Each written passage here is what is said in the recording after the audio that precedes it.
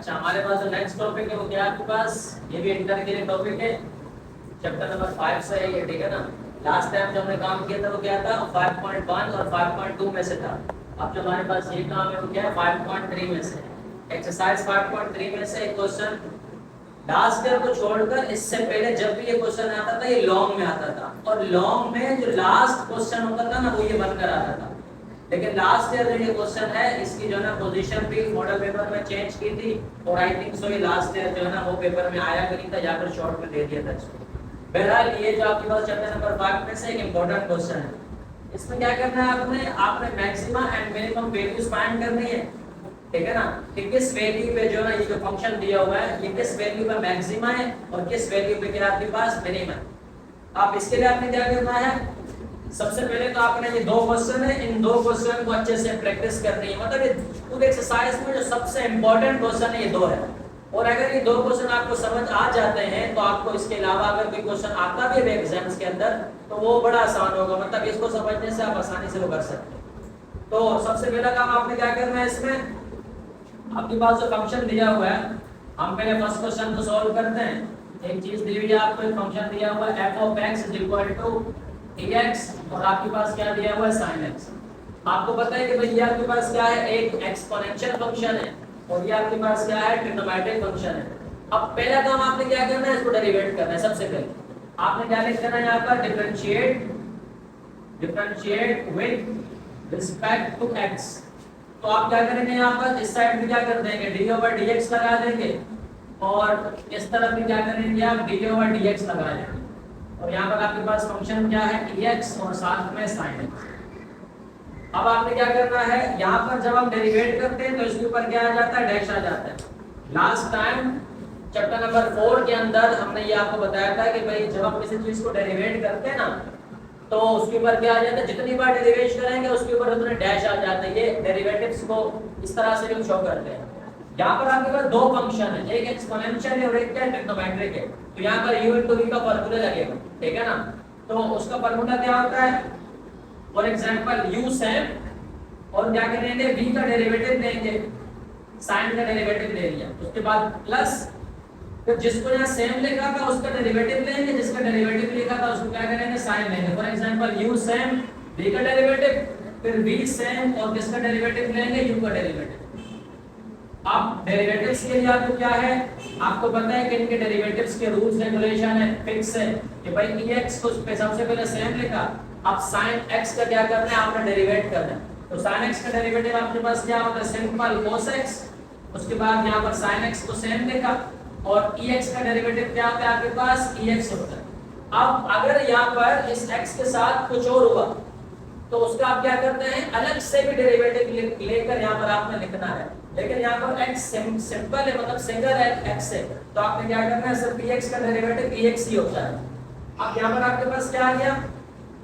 एक आपके पास आया ex cos x, और एक आपके पास क्या आया? sin x और ex।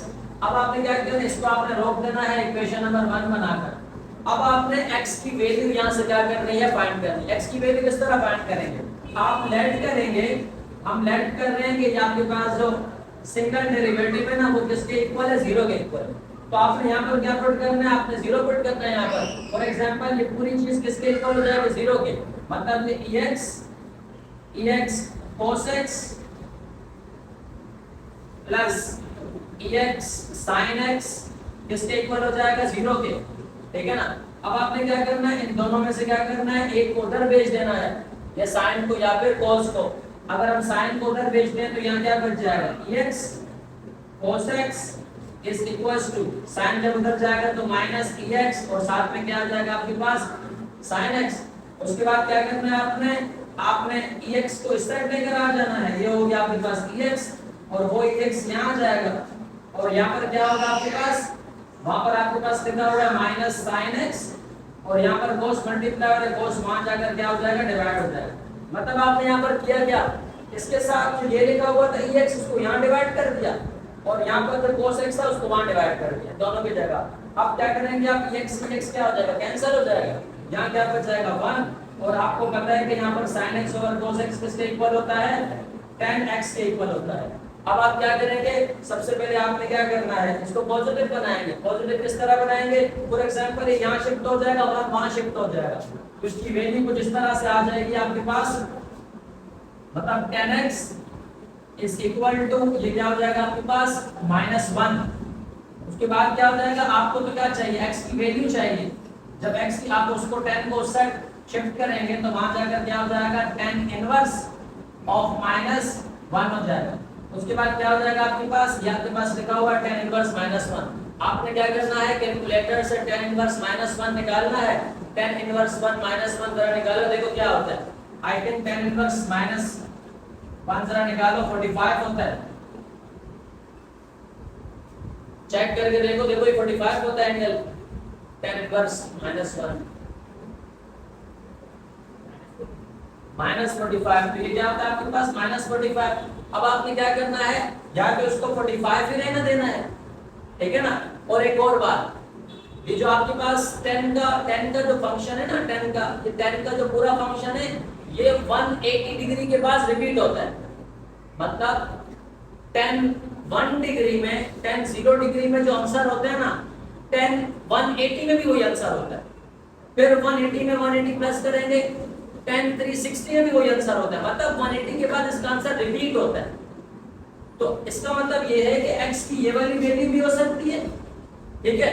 और इस पे जब आप 180 प्लस करेंगे तो वो कितना हो जाएगा, 135।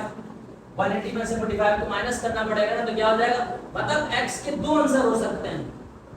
आप जब 10 -45 निकालेंगे तो भी आपके पास -1 आएगा।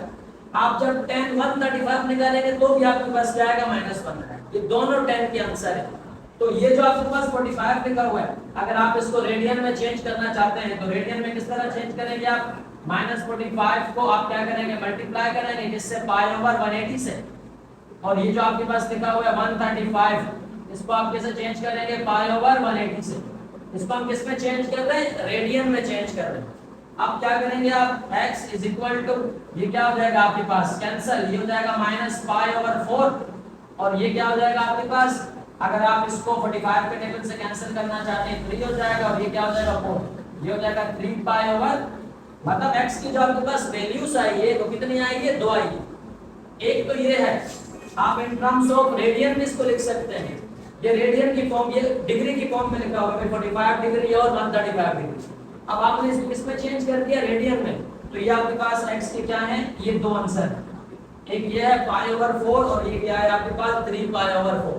अब आप क्या करेंगे, इस वैल्यूज को क्या करेंगे, सबसे पहले ये जो आपके पास इक्वेशन नंबर 1 आपने करके रोका है ना, फर्स्ट डेरिवेटिव लेकर आपने रोक दिया था, अब इसका सेकंड डेरिवेटिव लेंगे, ठीक है ना। सेकंड डेरिवेटिव कैसे लेंगे इसका, सबसे पहले आपने क्या करना है, यूजिंग इक्वेशन नंबर 1 आपने लिखा, using equation number 1। Equation number 1 आपके पास क्या लिखी हुई है पूरी, f dash of x is equal to, ये लिखा हुआ है ex cos x, और ये आपके पास लिखा हुआ है ex sin x। अब जो फर्स्ट डेरिवेटिव आपके पास होता है ना, उसको आपने दोबारा डेरिवेट करना है, डबल डेरिवेट करना है इसको। फर्स्ट डेरिवेटिव करके आपने रोका, इससे आपने क्या किया, x की वैल्यू निकाल दी। अब आपने क्या करना है, इसको उसी को दोबारा डेरिवेट करना है। दोबारा डेरिवेट कैसे करेंगे, आपने क्या लिखना है, दोबारा से differentiate with respect to x, ये क्या हो जाएगा आपके पास, d/dx f dash of x, और इस तरह भी क्या कर देना आपने, d/dx, और साथ में क्या लिखना है, ex cos x plus ex sin x। अब ये क्या हो जाएगा, इसके ऊपर डबल डैश आ जाएगा, क्योंकि ये क्या होगा, डबल डेरिवेट हो रहा है। और यहाँ पर दोबारा से क्या होगा, u into v का फार्मूला अप्लाई होगा, यहाँ पर भी और यहाँ पर भी दो मर्तबा u into v का फार्मूला अप्लाई होगा। तो आप किस तरह करेंगे, यहाँ देखिए, सबसे पहला काम, इस पे अगर हम अप्लाई करते हैं तो हम क्या करते हैं, u को सेम लिखा, और हम क्या करेंगे, डेरिवेटिव लेंगे किसका, v का, ठीक है। उसके बाद v को सेम लिखेंगे और डेरिवेटिव किसका लेंगे, u का। ये काम तो हमने किया इसके लिए, ठीक है। उसके बाद इसकी बारी है, बिल्कुल सेम काम इसके लिए करेंगे। क्या करेंगे, x को सेम लिखा, डेरिवेटिव आपने क्या किया, सेकंड वाले का, उसके बाद क्या किया, प्लस sin x को सेम लिखा, और डेरिवेटिव क्या किया आपने, फर्स्ट वाले का। मतलब आपने क्या किया, दो मर्तबा इसको अलग से डेरिवेट किया, इसको अलग से डेरिवेट किया। अब ये क्या हो जाएगा, f double dash of x is equal to, ये हो जाएगा ex, cos का डेरिवेटिव होता है माइनस sin x, उसके बाद प्लस इस cos को लिखा सेम, ये जो ex लिखा होगा ex का डेरिवेटिव ex ही होता है, इसके बाद इस ex को सेम लिखा, sin का डेरिवेटिव आपके पास होता है cos x, उसके बाद प्लस sin को सेम लिखा, sin x को सेम लिखा, ex का डेरिवेटिव आपके पास होता है ex।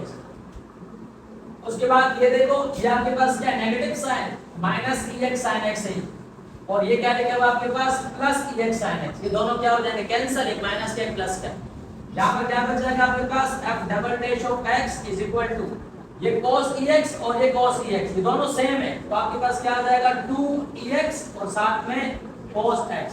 ये आपने डबल डेरिवेट करके क्या कर दिया, इसका आंसर निकाला। अब आपने क्या करना क्या है, आपका काम होगा कि मैक्सिमम मालूम करो या फिर क्या करो मिनिमम मालूम करो, मैक्सिमम मालूम करो या फिर मिनिमम मालूम करो।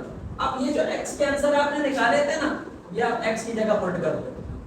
जब आप x की जगह ये पुट करोगे तो या तो आंसर प्लस में आएगा या तो आंसर माइनस में आएगा, या तो आंसर दोनों प्लस में आएंगे या दोनों माइनस में आएंगे। अगर तो आंसर आपका क्या आता है प्लस में आता है, मतलब पॉजिटिव आता है। आंसर कुछ भी आए उससे हमारा लेना देना नहीं है, बस सिर्फ प्लस में आंसर, अगर प्लस में आया तो ये मिनिमम होगा, प्लस में आया तो ये मिक्स नहीं करना, प्लस में आया तो ये क्या होगा मिनिमम होगा, और अगर ये माइनस में आया आंसर तो फिर वो क्या होगा मैक्सिमम होगा। अब आपने क्या करना है, आपने एक मर्तबा at x is equal to, एक मर्तबा आपने ये पुट करना है माइनस पाई ओवर 4। अब एक और बात भी है, वो बात क्या है, जब आप यहां पुट करेंगे x का आंसर यहां पुट करेंगे तो आप ये पुट करेंगे माइनस 45 पुट करेंगे, ठीक है, क्योंकि आपके पास जो cos के साथ आप नंबर पुट करोगे वो आपको क्या करना पड़ेगा डिग्री में पुट करना होगा।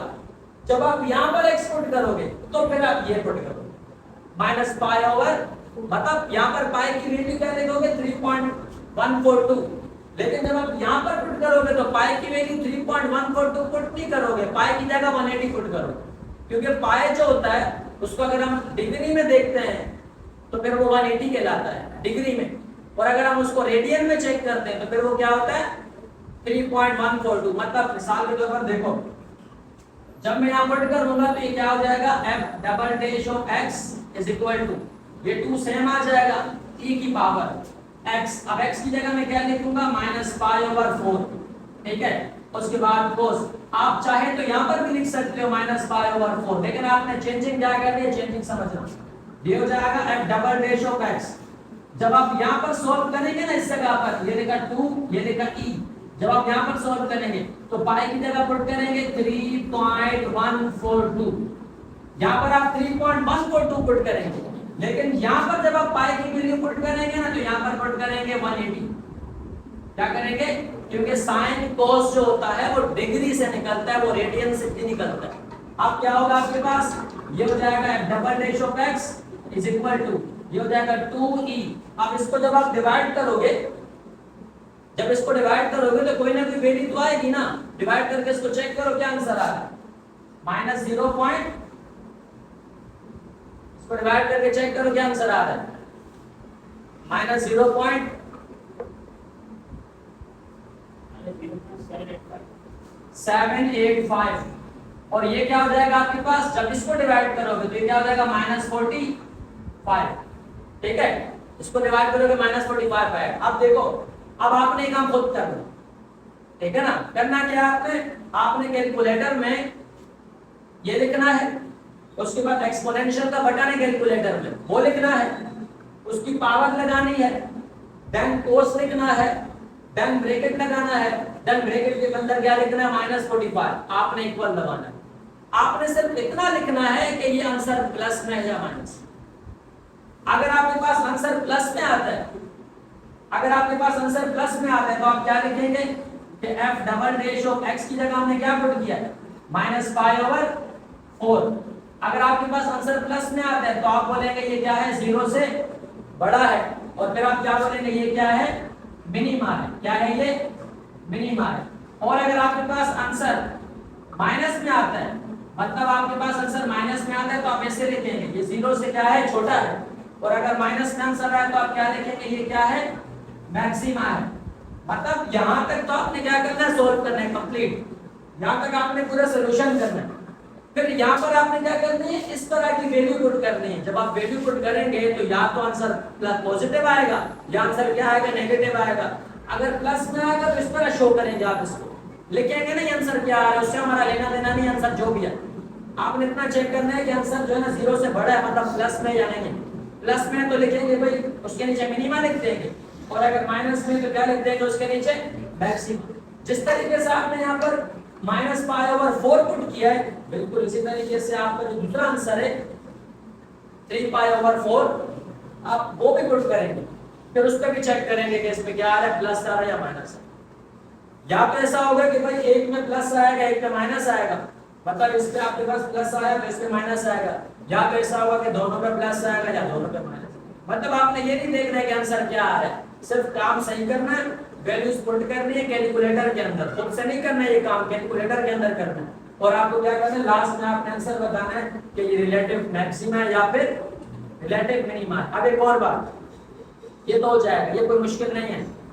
अब कभी-कभी एग्जाम में ऐसे पूछते हैं कि भाई आप also find the value of function, function की भी वैल्यू बताओ। ये तो मैक्सिमम मिनिमम बताया आपने, अब आपको फंक्शन की वैल्यू बतानी, तो आप क्या करोगे, आप इसको -4/π को या π/4 को आप यहाँ सवाल में पुट करोगे। जब सवाल में पुट करोगे तो वहां भी कुछ ना कुछ आंसर आएगा ना, तो वो आपका क्या होगा, फंक्शन की वैल्यू होगी। उसके बाद दूसरा आंसर है, उसको आप क्या करोगे, उसको भी सवाल में पुट करोगे, वो आपका दूसरा आंसर होगा। सिर्फ मैक्सिमम मिनिमम पूछे तो यहाँ तक ला के छोड़ देना। अगर वो बोले रिलेटिव वैल्यू फाइंड करो, रिलेटिव वैल्यू वाला कहे तो आप क्या करोगे, मैक्सिमम मिनिमम फाइंड करके छोड़ दोगे यहाँ तक। फिर ये जो वैल्यूज होगी जिससे आपने मैक्सिमम मिनिमम निकाला है, इसको आप दोबारा क्वेश्चन में पुट करोगे यहाँ तक। किस तरह पुट करोगे क्वेश्चन में, यहाँ देखो ये लिखा हुआ है f(x) = ex sin x। आप क्या करोगे, x की जगह ये वैल्यू पुट कर दो, -π/4 = e की पावर -π/4 और sin -π/4। और यहाँ पर जब आप इसको सॉल्व करोगे तो यहाँ पर कुछ ना कुछ आंसर तो आएगा, तो वो आपकी क्या होगी, फंक्शन की वैल्यू होगी। मैक्सिमम मिनिमम यहाँ से पता चल गया, और ये क्या होगी, फिर फंक्शन की रिलेटिव वैल्यू होगी। तो हमारे बात एक दफा दोबारा से दोहराओ, करना क्या आपने, बिकॉज ये वाला ln(x) वाला क्वेश्चन इसी तरह करना है आपने, सेम, इसमें कोई चेंज नहीं है, इसी तरह करना है। करना क्या आपने, भाई एक आपके पास फंक्शन दिया जाएगा, उसको आपने डेरिवेट करके रोक देना। डेरिवेट को आपने 0 के इक्वल लेना है, वहां से आपने x का आंसर निकालना है। जब x का आंसर निकल जाएगा तो फिर आपने उस डेरिवेट को दोबारा यूज करना है, उसको डबल डेरिवेट करना है। डबल डेरिवेट करने के बाद जो सॉल्यूशन मिलेगा उसमें वो जो आंसर आपने निकाले आपने पुट कर देना। पुट करने के बाद या तो आपके पास पॉजिटिव वैल्यू आएगी या तो आपके पास नेगेटिव वैल्यू आएगी। आपके पास पॉजिटिव वैल्यू आई तो आप बोलेंगे ये मिनिमा है, और अगर नेगेटिव वैल्यू आई तो आप क्या बोलेंगे, ये क्या है, मैक्सिमा है। फिर अगर आपको रिलेटिव वैल्यू फाइंड करनी है फंक्शन की, तो आप इन दोनों x को दोबारा क्वेश्चन में पुट कर दोगे, और क्वेश्चन में पुट करके आप क्या कर सकते हो, वो रिलेटिव वैल्यूज भी फाइंड कर सकते हो।